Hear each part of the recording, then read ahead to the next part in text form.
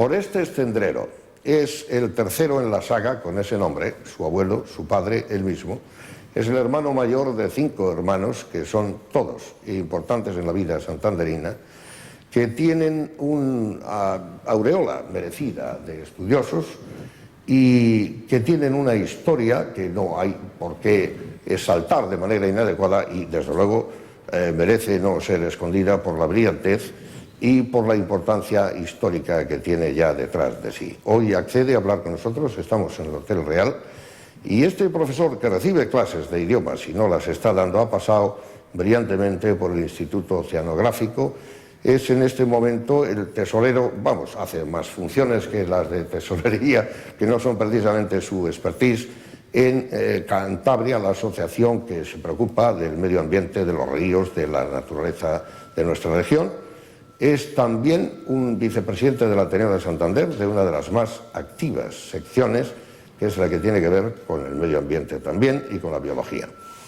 Es agradable que hoy cambiemos el tercio. Hemos hablado un día de religión con otro catedrático. Hoy vamos a hablar de la vida, de la naturaleza, de todo un conjunto de disciplinas que de alguna manera y de forma sorpresiva, porque no le hemos dado tiempo a que prepare nada, ni es necesario, este gran profesor, ex profesor de instituto, nos va a explicar y a tratar de relacionar. Gracias por acudir a esta cita, Orestes. Y yo te voy a mencionar unas cosas. Tú procedes de la biología y además con énfasis en la ictiología, que sería el estudio de los peces, que es en lo que has trabajado.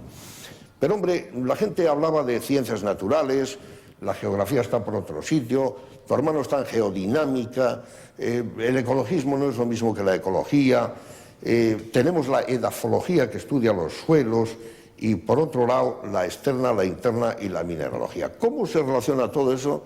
Yo sé que es mucha pregunta, pero por lo menos para situarte bien a ti y situar a tu hermano y aquello de lo que vamos a tratar.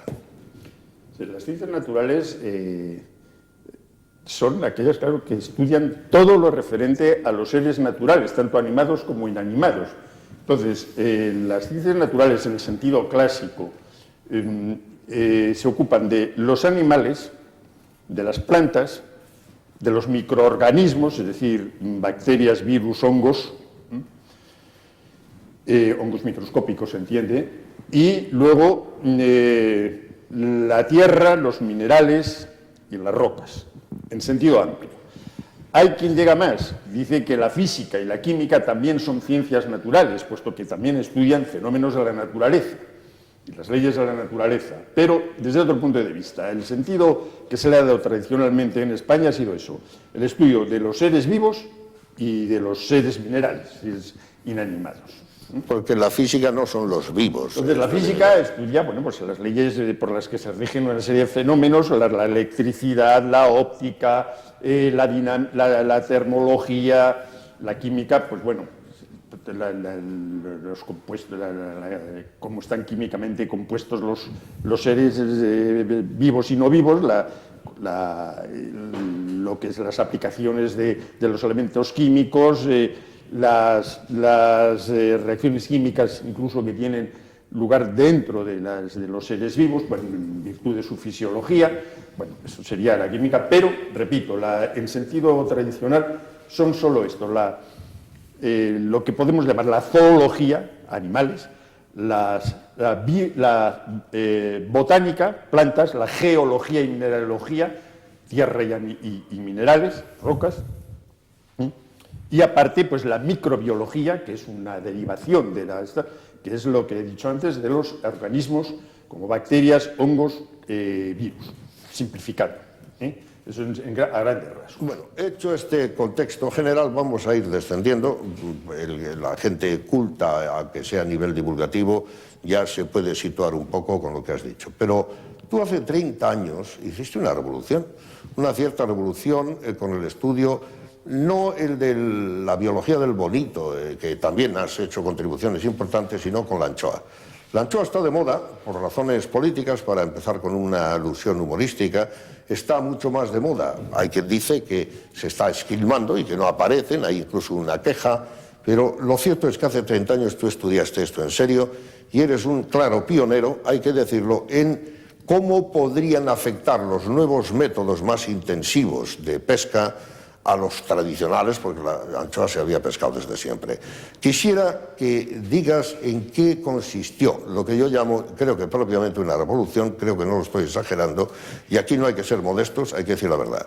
De manera Orestes, que explícanos por qué lo estudiaste, en qué consistió todo eso. Las crisis de la anchoa no son cosa nueva.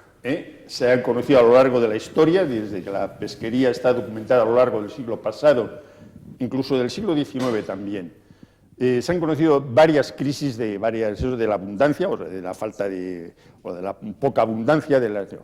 Precisamente a finales de los años 60, una crisis que siguió a un periodo de abundancia extraordinaria. No se sabía por qué había sido aquello. Entonces, lo que hicimos, pues otros compañeros del oceanográfico y yo, fue comenzar a estudiar cuál era realmente, algo podía ser, no era, sino cuál podía ser la influencia de la actividad pesquera en el mantenimiento de la población de anchoa, es decir, en que la cantidad de anchoa que existía en la mar fuera en una cantidad suficiente para sostener una pesquería rentable. Aplicamos entonces una cosa que se había hecho en otras pesquerías en España, pero no en esta, que era lo que se llamaban los modelos de producción.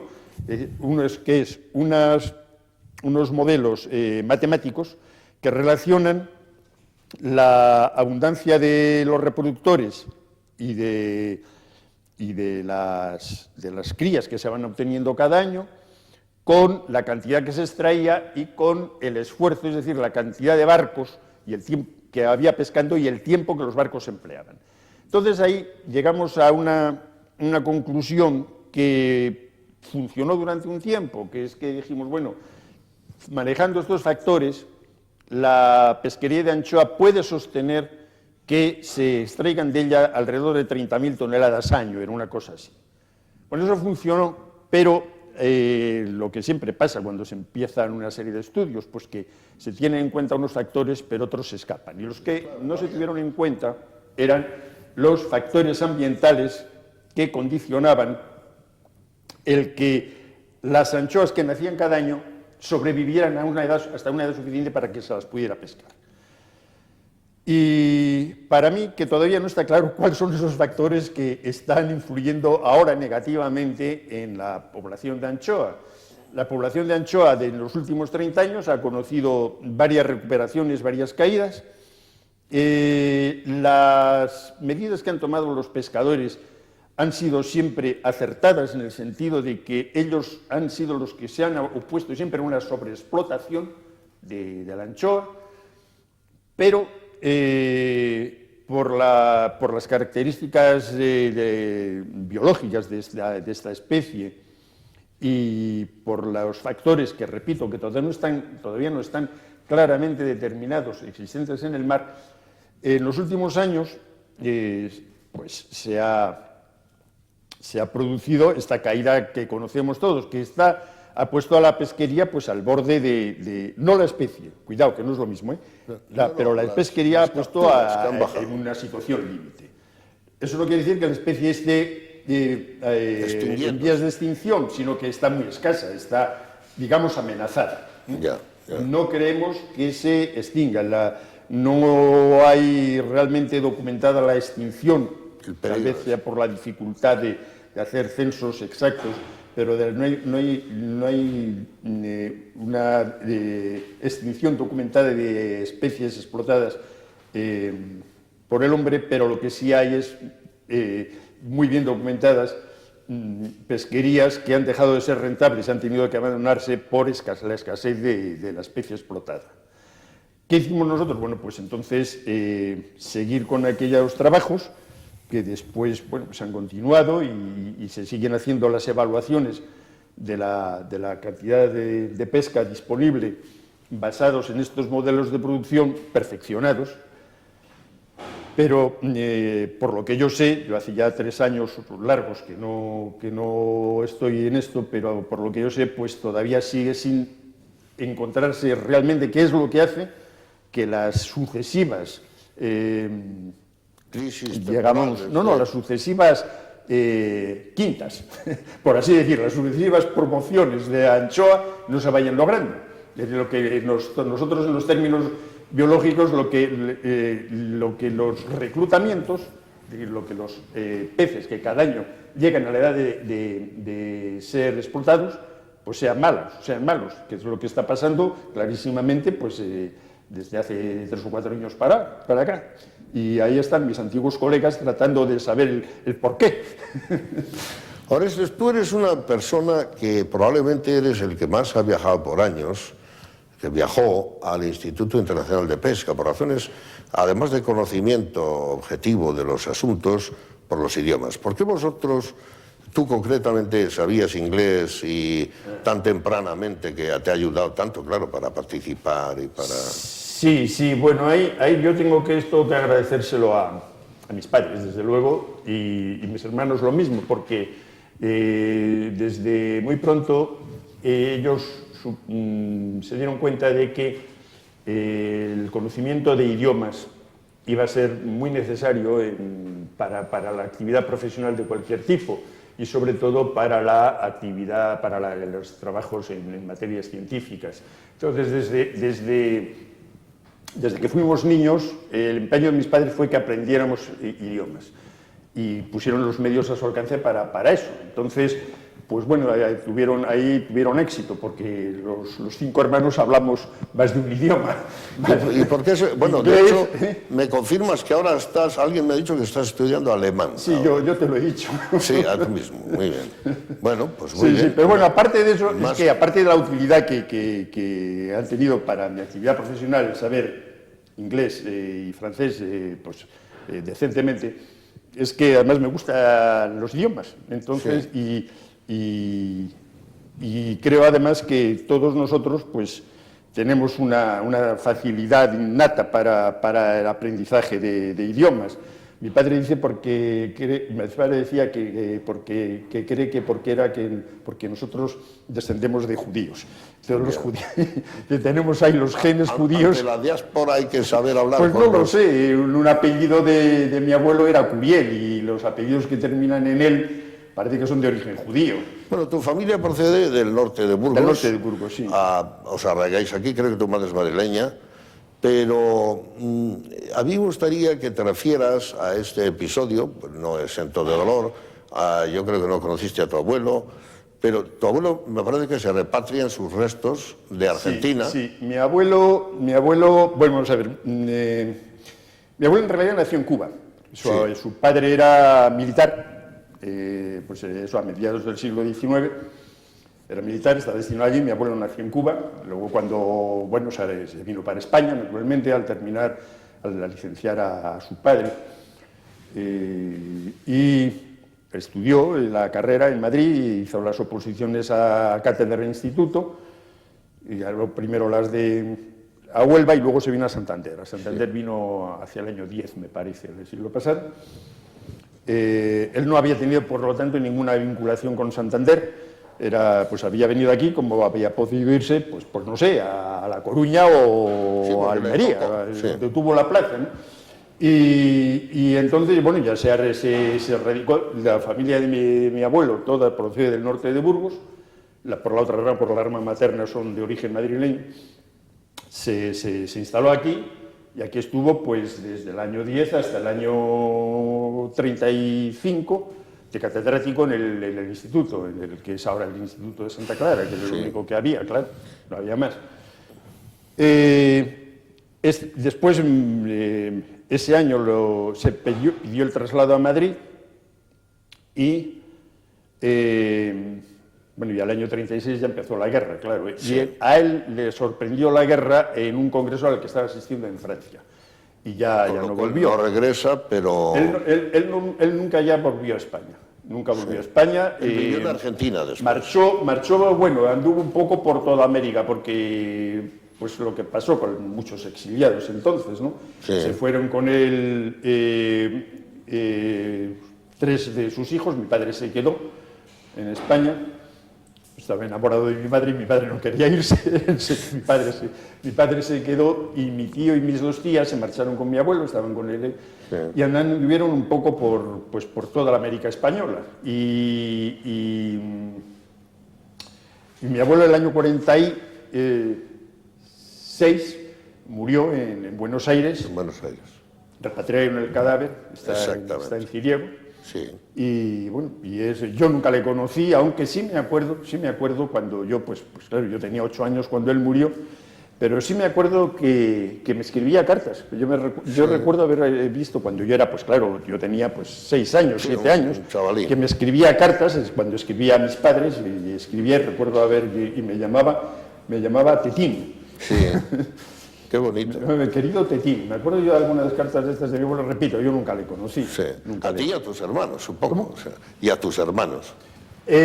Claro, mis hermanos son más jóvenes. Para mis hermanos es que no tienen, ya creo, ni ese recuerdo. Porque claro, el hermano que viene detrás de mí ya es 2 años más joven, casi 2 años abogado, más joven. ¿no? Uno es abogado. ¿El que viene detrás de mí? Pregunto. Sí, es abogado. Sí. Es abogado y es perito electrónico. Sí, las 2 cosas. Muy bien. Pero como perito ha ejercido poco tiempo y se ha dedicado más a la abogacía. Lo cierto es que tu abuelo Orestes es muy conocido también por unos textos que en su momento eran imprescindibles de biología y que no era divulgación y tampoco investigación, era más que divulgación, eran textos de estudio. Mi abuelo no hizo mucho trabajo de investigador. Él fundamentalmente era un pedagogo. Sí, entonces él escribió unos libros de texto magníficos. Yo todavía, cuando he dado clases, me he ayudado con ellos para preparar mis lecciones, porque eran de una claridad, vamos.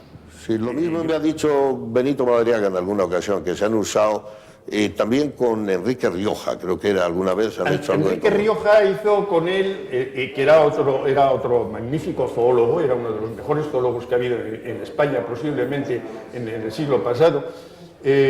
Con él sí escribió algunos libros de prácticas de biología, pero vamos, fundamentalmente él tuvo otro colaborador para los libros de geología, que era Rollo. Rollo Vilanova, que con él hizo libros de prácticas de geología. Ahora, el grueso de sus libros los escribió él solo. El siguiente episodio, por llamarlo así, en vuestra vida es que tu padre también sufrió, que luego se le dejó dar clases y se reincorporó bien, pero hubo un tiempo de dificultad política para... Mi padre pues, estuvo en el ejército republicano y, bueno, claro, perdió la guerra. Entonces, pues como a muchos otros, se le abrió expediente y se le sancionó con inhabilitación, que le duró pues 15 años la inhabilitación. Pero luego estuvo brillantemente en Santa Clara, en el instituto. Él, después, cuando se extinguió su sanción, tuvo que volver a hacer oposiciones. Porque él había ganado una cátedra, justo antes de la guerra, había ganado la cátedra de Ciencias Naturales en el instituto que se había ido al instituto de Alcoy, en la provincia de Alicante. Y allí empezaron mis días, por esa razón. Entonces simultaneó, y entonces el ejercicio de la cátedra con sus obligaciones como soldado en el cuerpo de sanidad militar en el ejército republicano. Bueno, como he dicho antes, le abrieron expediente, le sancionaron 15 años inhabilitado, se anuló cumplió el castigo y volvió a hacer oposiciones y reingresó en el Instituto de Torrelavega. Y luego, cuando se produjo una vacante aquí en Santander, en Santa Clara, que pues se volvió para Santander y ya aquí pues estuvo ya pues hasta que se jubiló. Y luego, ¿no tenéis en común que ambos habéis pasado por el barrio pesquero también? No sé. Cuando a poco de venir yo aquí ya al Instituto Español de Oceanografía, se puso en contacto conmigo Celia Balbuena, que entonces era la directora de la filial del instituto En el barrio pesquero. que tenía, del Instituto de Santa Clara, que funcionaba allí en el barrio pesquero, la filial que la entidad colaboradora era el obispado, por cierto. Sí, sí. El obispado y entonces habían puesto en marcha aquello con el que fue párroco allí durante años, Guillermo Simón Altuna. Sí. Y después también, el que le sucedió como párrafo, que fue el malogrado Miguel Bravo de la Peña. Sí, sí. Un hombre excepcional, Miguel Bravo. Sí. Y entonces me llamó, por cuando estaban poniendo aquello, pues empezaba, y me llamó Celia Balbuena, me dijo, oye, que no encontramos profesores, tú mira, se trata de esto, ¿quieres venir? Y dije, bueno, pues Claro, sí. claro. Yo creo que... Entonces estuve allí, pues, 3 o 4 años. Sí. Y accidentalmente también desempeñé la dirección de aquello, y hasta que luego me parece que, no me acuerdo quién me sustituyó, no sé si fue José Luis Casado, que también anduvo por allí, ya no me acuerdo, o fue Tomás López. Sí. Bueno, no sé, yo sé que luego al principio de los 70 ya que yo lo dejé, porque claro, no podía estar en el oceanográfico y en el pesquero al tiempo, porque el pesquero tenía solamente 1 hora o 2 diarias, pero claro, no... Y Orestes, a lo largo de los años, mirando ahora hacia atrás con tranquilidad y con distanciamiento, ¿qué conjunto de experiencias valoras más? ¿La contribución pedagógica, los viajes internacionales para participar en los ambientes de tipo internacional para tratar estos temas? Son cosas distintas. Por supuesto, los viajes internacionales que hice, para mí fueron importantísimos, ¿no? Porque es que me permitieron estar en contacto con los mejores especialistas, en contacto directo, ¿vale? De charlar con ellos, de ir a tomar copas, Claro. ¿no? Con los mejores especialistas en ciencias marinas de Europa. Sí. Entonces eso, para mi formación profesional, desde luego, pues fue capital. Y luego, la experiencia como profesor, a mí la enseñanza nunca me gustó, ejercer la enseñanza nunca me gustó. Sí. Pero la experiencia que tuve allí en el barrio pesquero, pues fue muy buena, pero con efecto retardado. Hombre, yo, aunque no me gustó la enseñanza, pues procuraba hacerlo dentro de mis conocimientos lo mejor que podía. Y procuré también, y a lo mejor parece que lo conseguí, tener un trato humano con los chicos que había allí, con los alumnos. Sí. Enseñarles algo más que lo que era, pues eso, que la rana era un anfibio o que el hueso que tenemos aquí se llama húmero. Pues sí, eso lo pueden leer en un libro y ya está, pero no sé, procuraba decirles algo más. Y bueno, yo creo que sí lo conseguí porque todavía, de vez en cuando, se me acerca algún... Claro, todos esos chicos, pues claro, son hombres ya, estoy hablando de hace casi 40 años, Sí. Pues son hombres ya de cerca de 50 años, ¿no? Se me acerca alguno y me saluda, hombre, Orestes o don Orestes, según le da. ¿No me recuerdas? Pues la verdad, pues, no sé, soy fulano. Ah, sí, es verdad. Que yo estuve en el pesquero y, pues sí, es verdad. Y hombre, ¿qué tal? Que me acuerdo de las excursiones que hacíamos juntos. Y no sé, pues, bueno, que yo creo que hice algo positivo. Tú desde estudiante has sido miembro de la Sociedad de Historia Natural. Sí. ¿Sigues activo, contribuyendo y asistiendo? Sí, yo me hice socio cuando yo estaba estudiante, como has dicho, pues en el año 56. Sí. En el 56 me asocié. Sí, esta es una sociedad que fundamental, lo que hace es, organiza actividades, pero tiene la sede en Madrid, entonces casi todas sus actividades las hace en Madrid. Prácticamente, pues, no puedo participar en ellas, yo sigo recibiendo el boletín que publica, En alguna ocasión pues he mandado algún pequeño original, muy poquita cosa. Pero vamos, es otra manera de no desligarme del mundo de la investigación. Esa participación en Cantabria nuestra, con Cerutti, con toda esta gente que trabaja ahí, y después, sobre todo, la actividad en el Ateneo, porque es una de las secciones que se mueve desde hace tiempo, todo ello te presenta como un hombre que no espera a que la sociedad le llame, sino que acude a ella y responde bien para contribuciones. Pero de eso quiero pasar a otra pregunta. El nivel científico medio, tomando en cuenta la pequeña nostalgia que tengas del paso por el San Martín, por aquel oceanográfico y tal, y por el resto de los contrastes que has hecho con los colegas que hay en Cantabria, incluido el museo, todo ello que ahora está un poco paralizado y tiene ahí una crisis difícil de determinar, que parece más política de enfrentamientos que otra. Pero en general, ¿crees que nuestro nivel es bueno, es más alto? Somos una, no diré Cantabria infinita en lo listos, pero... Yo lo que puedo decir, hombre, con los antiguos colegas del museo he tenido una relación excelente y creo que tienen ahí gente realmente muy buena. Y por lo que se refiere a los antiguos compañeros del oceanográfico, lo que sé es que muchos de ellos están presidiendo grupos de trabajo internacionales.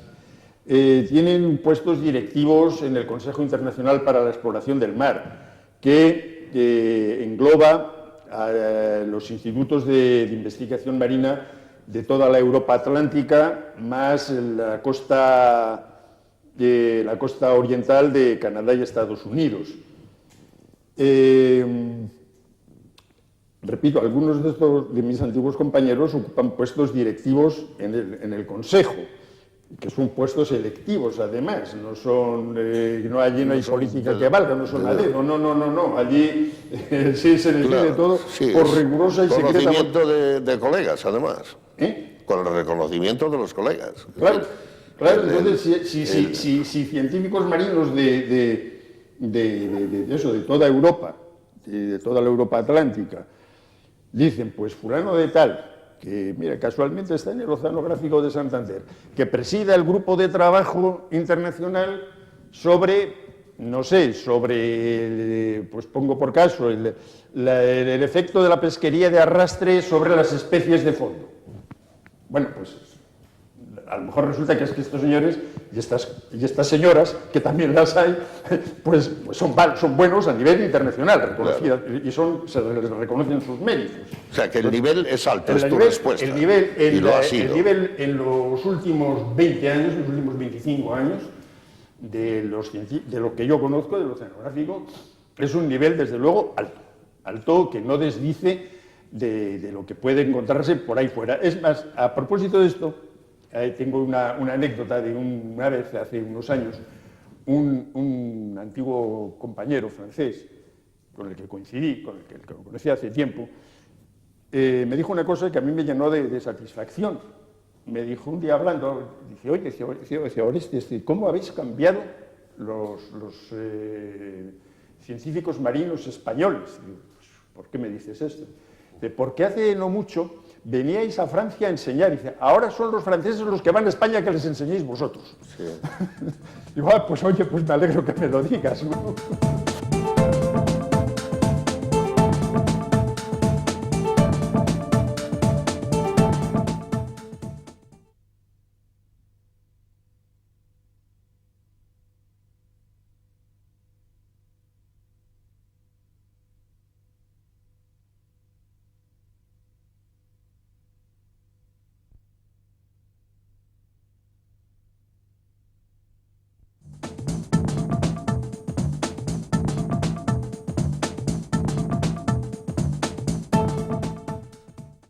Hay otra curiosidad, más genérica si quieres. Algunas veces se habla del mundo, en el mundo del hambre. Y yo tengo oído que va a haber peces para todos. No sé si esto se puede garantizar. ¿Recuerdas ese topicazo de que le des a alguien la caña y entonces ya no hay problema? A mí me gustaría que a esta vulgaridad, que detrás de ella siempre hay un poco de sustancia filosófica, te refieras diciendo, la esperanza está en el mar si las demás cosas marchan mal, suponiendo que no lo contaminemos. Eso de que se tirara, eso que decían que si los peces no se devoraran unos a otros no cabrían en el mar, bueno, eso no se sostiene biológicamente, pero lo que sí es cierto es que con los medios que había cuando eso se empezaba a decir, no parecía posible, no era posible que ninguna pesquería llegara a estar en riesgo. Eso era muy cierto. No olvidemos que hasta hace relativamente muy poco tiempo, la inmensa mayoría de los barcos pesqueros iban propulsados a vela y a remo. La autonomía era ínfima, los aparejos, las redes, y todo, se manejaban a mano, con un esfuerzo ímprobo, las tripulaciones tenían que ser por eso muy numerosas. Entonces, con esos medios, pues claro, había especies que, bueno, que sacaran, no sé, 200 toneladas de, qué sé yo, de chicharros en un año. Pues eso, vamos, es como si sacara un caldero de agua de la mar, una cosa así, ¿no? Pero claro, cuando la pesca dejó de ser una cosa artesana y pasó a ser industrial, es decir, ya no había vela y remo, ya eran máquinas de vapor, más tarde motores, diésel. Las maniobras de los artes y aparejos no eran manuales, para eran capturar, máquinas, sí. Un barco de arrastre que no podía arrastrar a lo mejor a más de 50 metros de profundidad, pues con el tiempo arrastran a 500 y 600 tan tranquilos. El aumento, por otra parte, de las flotas, el aumento no solo cualitativo, sino cuantitativo, muchísimos barcos, muchísimo más potentes, y una demanda creciente debida a que la humanidad va aumentando a una velocidad vertiginosa, dicho de otras palabras, cada vez somos más y además cada vez queremos comer mejor. Así es. ¿Qué pasa? Pues que el recurso es limitado. El recurso es limitado con esos parámetros. Manejando con esos datos, el recurso es limitado y la prueba es que hay muchas pesquerías y uno de los casos más claros, más reciente y más evidente es de las célebres pesquerías de bacalao, del nordeste americano, del Canadá, la zona de Terranova, pues, en algunos bancos inagotables. Mire usted, a finales de los 70, principios de los 80, la pesquería de bacalao de aquella zona se fue a paseo. Y entonces ha habido otros casos, y no parece que se recupera, ha habido algún otro caso, como pasó también con las pesquerías de arenque en el Mar del Norte, aunque esas se recuperaron. Ahora en este sentido no sé cómo están, pero las pesquerías de arenque del Mar del Norte también, el arenque, pues el arenque del Mar del Norte, hubo unos años que nada. Y muchas pesquerías están, donde ya digo, al borde del límite de sus recursos, es decir, que no admiten más explotación. Lo que se está extrayendo a nivel mundial ahora de las pesquerías, con ya todos los cálculos que se han hecho, coinciden en lo mismo. No hay posibilidad de aumentar el rendimiento de los mares. La solución, que se ha dicho, los cultivos marinos, eso no es solución, eso es un complemento. Sucedáneo, además. O sea, bueno, no lo sé, hay un producto, ya parece que es una cosa que además se ha desarrollado rapidísimamente, porque hace 25 años más o menos se esperaba que por ahora la producción de alimentos procedentes de los cultivos acuáticos, no solo marinos, también de agua dulce, claro que también entran ahí las carpas, las truchas, el salmón, etc., que los alimentos procedentes de los cultivos acuáticos llegaran hacia el 25 al 30% del total. Ya rebasan esa cantidad, pero claro, de momento no se prevé que puede llegar a ser la totalidad o a igualar lo que se saca de la mar. Las posibilidades de los cultivos acuáticos también son limitadas, no se puede poner piscifactorías en cualquier sitio. ¿Y tú eres pescador tú mismo? ¿Aficionado? Sí. No he pescado nunca en la vida. ¿Y has participado en capturas yendo con los barcos en alguna ocasión? O ¿Cómo? no? ¿Has participado en capturas yendo en los barcos? Hombre, yo he ido en barcos pesqueros, mucho. Sí. Porque es que para mi oficio era imprescindible salir a la mar en barcos por eso te pesqueros, pregunto. eso sí. Y claro, para tomar muestras y tomar datos In situ. en sí, allí en caliente, en tiempo real. Sí. Entonces, pues sí, he hecho muchos barcos pesqueros y en barcos oceanográficos, pues he tenido que navegar mucho, pero pescar como afición no lo he hecho nunca. Sí. Vamos, pues salvo cuando hemos hecho todos, cuando éramos chavales, sí, con el aparejo aquel allí en el muelle de la Brúa de Piedra. ¿Tienes alguna opinión formada sobre el conflicto, bueno, eterno en cierta manera, con Mauritania, Canarias, todo ese problema que se genera ahí con la pesca y tal? ¿O? No, bueno, eso es una zona rica, desde luego, pero ahí lo que hay es que, claro, es el problema de tipo político, creo yo. Sí. Ahí hay unas reivindicaciones del Polisario.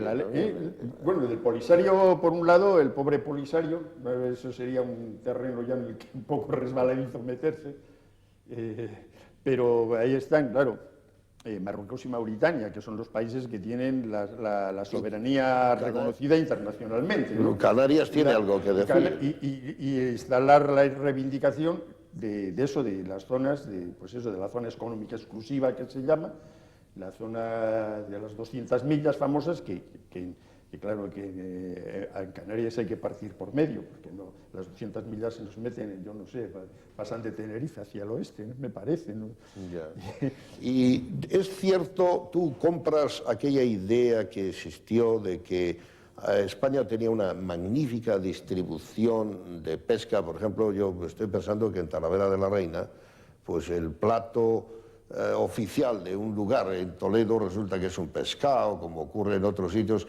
Por ejemplo, aunque le pongan naranja, ¿cómo se come el bacalao en Juanito, en Baeza, en Jaén? Es decir, en un momento determinado el modelo español se dice que fue copiado en la propia comunidad europea para los manejos de la pesca en la etapa Sánchez Terán y tal. Yo la verdad es que varias veces lo he dicho, en cuanto los peces salían del agua yo ya no les seguía la pista. Cómo se hacía la distribución en los mercados, pues la verdad es que no hemos entrado nunca. Se sale de la esfera. Sí, claro, por completo. Pero no digo yo como estudioso, sino qué impresión podías tener al respecto. No sé, hombre, sí es cierto que hay platos de pescado en el interior de España, pues que sí, que parecen típicos, cosa que en cierto modo es paradójica, pero no olvidemos que muchos de ellos, sí, como has dicho, están basados en el bacalao. Claro. El bacalao, que es un pescado que en su día fue muy poco apreciado. Es que ya en el Quijote ya se cita el bacalao como un plato. Ahí en una de las ventas que estuvo el bueno de Don Quijote, que tenían allí un par de peces que unos llamaban truchuelas y otros abadejos y otros no sé qué, que eran bacalaos. La pesquería de bacalao en Europa y en América ya era una pesquería que estaba con toda la limitación, y entonces era el pescado en salazón, claro, y que era en aquellos años y hasta muy recientemente eran la solución junto con sobre todo los escabeches que procedían de pescado que procedían del norte de España, de la costa cantábrica, eran la solución para las terribles cuaresmas, las terribles vigilias cuaresmales que la gente las mantenía, claro. Más a rajatabla. Vamos, las mantenía, pero por encima de todo, ¿no? Y la solución eran las conservas, que eran la salazón y el escabeche. Que está claro que para aquello tenía que ver, y había una red de distribución, por lo que esos datos me los dijo una vez hablando de esto José Luis Casado, que eso sí sabe bastante. Yo digo, por lo visto se distribuía por medio de recuas de mulas. Sí. Se llevaba en recuas de mulas hacia Castilla. Sí, el dato histórico. Sí. Y a la hora del plato, ¿tú tienes algunas especies preferidas, como todos? Marinas, sí, varias. ¿Qué pescado te gusta? Cuéntalo. Hombre, pues los que creo que a todo el mundo, el pescado blanco fino ese que llaman, el mero, la lubina, la dorada, el salmón, y luego por su valor, bueno, por su valor tanto gastronómico como dietético, los llamados pescados azules, y entre ellos la pobre y casi desaparecida anchoa. Bueno, y esto de las culturas, el marisco, por ejemplo, hay países que apenas se conoce y tampoco se aprecia tanto, y nosotros nos volvemos locos aquí con unas cigalitas. Un par de cigalitas a mí me encantan. O sea, esto de apreciarlo significa ser más listos porque se conoce más y mejor, o no, simplemente es cultura, ¿no? Yo creo que las costumbres gastronómicas de los pueblos, yo no sé en qué se basan, yo no sé si es posiblemente en la disponibilidad de las materias primas, creo yo que sean, aunque realmente, claro, muchos mariscos son muy difíciles han sido muy difíciles de conseguir siempre, ¿no? Porque, claro, la cigala es un animal que, concretamente la cigala, que es una especie que hasta hace poco más de 100 años eran ejemplares de museo los que se encontraban, cuando el desarrollo técnico de la pesca de arrastre, del que hemos hablado hace un rato, pues ya pudo cogerse más, ¿no?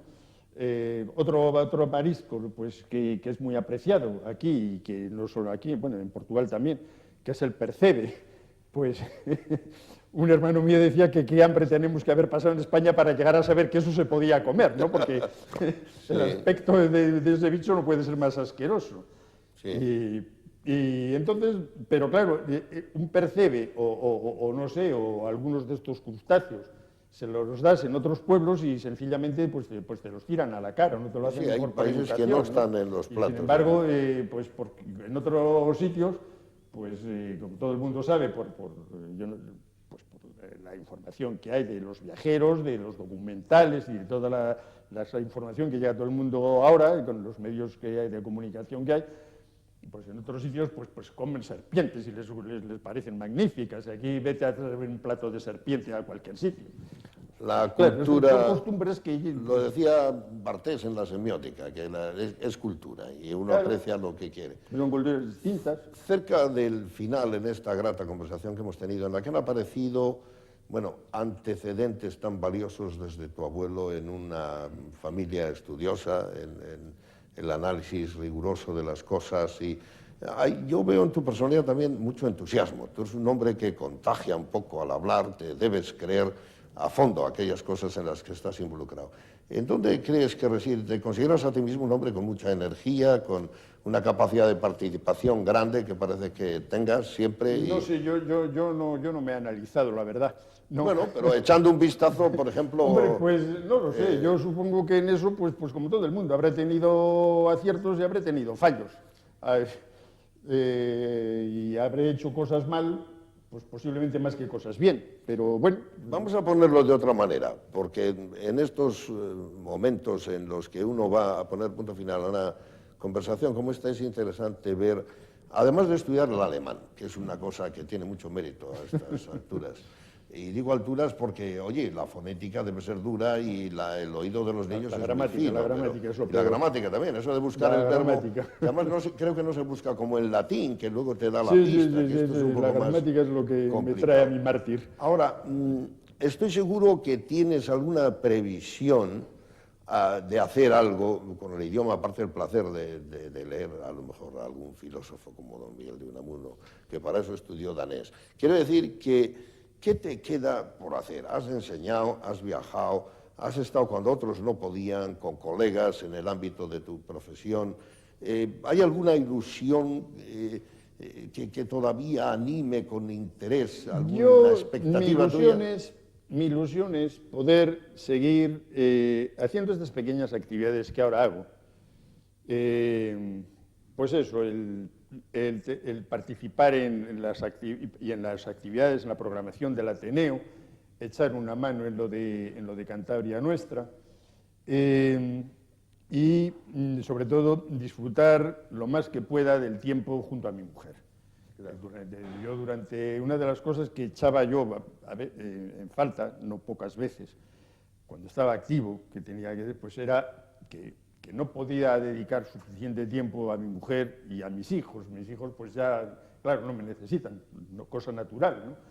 Ya tiene que estar cada uno encaminado por su sitio, pero claro, yo para mí tengo la cosa eso de que como no tengo, nadie tiene más que un cuerpo, pues no puede tenerlo más que en un sitio y no en dos a la vez. No somos ubicuos. No se es ubicuo, efectivamente. Ni siquiera se tiene lo que se llama la bilocación. No. Pues... Y ya digo, una de las... Pues lo que me queda, lo que me gusta es hacer... Sí, tengo ilusión por hacer una cosa que nunca he hecho y hacerla junto con mi mujer, que es visitar algún país hispanoamericano, porque yo he estado por gran parte de Europa, con mi mujer, también con mi mujer, que me acompañaba muchas veces a los viajes profesionales, con gran parte de Europa, algunas veces en Canadá y en Estados Unidos, de turismo, pues alguna vez en el norte de África, pero tengo esa cosa no sé, de Argentina, porque todavía... Iba a sugerírtelo, me iba a claro, permitir es que yo tengo familia en Argentina, claro, cosa natural, una prima carnal mía vive en Argentina. Sí. En Venezuela tengo una tía carnal, la única hermana de mi padre, no, quedan las dos hermanas de mi padre, quedan. Pero está en Venezuela, que la pobre además no lo está pasando muy bien con la situación que hay aquí. Y una tía y dos primos, vamos, una prima y un primo. Y bueno, tengo... Cierta ilusión en esto. Cierta ilusión en eso, en conocer... Pues hay una cosa más, que sería la final. Aconsejar, yo sé que no suele gustar, porque primero no le hacen a uno caso y tal, pero pensando en la comunidad santanderina y por extensión en Cantabria, ¿por qué no aprovechar la bonomía, el estilo de participativo que tú tienes y que es evidente, para que dieras, no, sino un consejo, una indicación, es una palabra que me gusta más, de carácter general, no tanto a la clase política como a la gente? Tú dirás, ¿y quién soy yo para una predicación tan amplia? Pero en el corazón, la boca habla de lo que tiene el corazón. ¿Qué crees que convenía crear en el tono de Cantabria para que fuésemos más felices? Comprendo que es mucha pregunta, pero claro, es la última. Eso sí que es una cosa complicada, no sé. No, pero haz abstracción de los debates políticos, del ambiente polémico que hay a veces en torno a algo como la horadada, de este mundo de cercanía que tiene las ventajas de encontrarse con todo el mundo y tener concordia, pero también las desventajas de mucha crítica por centímetro cuadrado, mucha cosita. Entonces, ¿qué era bueno poner en marcha? No lo sé, alguien dijo que hace años que Francia está dividida en 40 y tantos millones de franceses. Yo creo que aquí somos un poco igual. Estamos divididos en medio millón de personas, ¿no? Y además, Jesús, la triste experiencia que todos sabemos es que basta que a alguien se le ocurra una cosa para que al que no esté de acuerdo, aunque esa cosa sea buena, diga que es una porquería. ¿Qué hacer? ¿Qué es lo que puede ilusionar así, no sé, por lo menos a la mayoría de los habitantes de nuestra tierra? Realmente es que no tengo idea. No tengo idea. Una cosa tan puramente material como conseguir mejores vías de comunicación, pues sí. Hay que apuntarla. Una cosa tan, no sé, tan controvertida como pues una mejor política ambiental, o porque también hay sus más y sus menos, o una más estrecha vigilancia de la especulación urbanística. Esos son yo creo que son los grandes problemas que tenemos ahora aquí encima de la mesa y más inmediatos. Pues parece que tendría que ir la cosa por ahí, pero no sé, claro, eso es una opinión puramente personal que puede tener el mínimo valor. Bueno, el valor del ejemplo que constituye su participación, a la que yo destaco un papel esencial en el Ateneo, en una asociación como es Cantabria Nuestra, en el ejemplo de haber ido en nombre de esta tierra y de los organismos científicos en los que estuvo presente con denuedo y con simpatía y con capacidad de interlocución, pero sobre todo algo a lo que no se ha referido, porque en esta especie de forzada improvisación a la que sometí la última pregunta, buscó los aspectos de mejoras materiales. Es la mejora de carácter espiritual y psicológico a la que no ha querido referirse, pero que creo que constituye, en el caso de Orestes Cendrero, como de casi todos aquellos miembros del árbol genealógico que hemos mencionado, sus hermanos Antonio en geodinámica en la universidad, su padre en el instituto, él en los institutos, su abuelo con los textos y con la presencia española del norte de Burgos con radicación en Santander que llevó al exilio hasta que volvieron sus cenizas para reentrañarse en la tierra en donde Antonio es un agradable conversador que nunca dice que no y que muestra su talento, su sensibilidad y su simpatía con una verdadera capacidad de despliegue energético que no se atreve a juzgar, pero que ustedes han podido ver por la manera de mover las manos, por la forma en que a veces entorna los ojos para encontrar las palabras, buscando una sucesión de conceptos claros, a pesar de que con humildad dijo que no le gustaba la enseñanza. Bueno, no le gusta la enseñanza, pero tiene mucho que enseñar y, sin embargo, vuelve a aprender ahora el alemán para poder comunicarse, cosa que hace muy bien. Antonio, muchísimas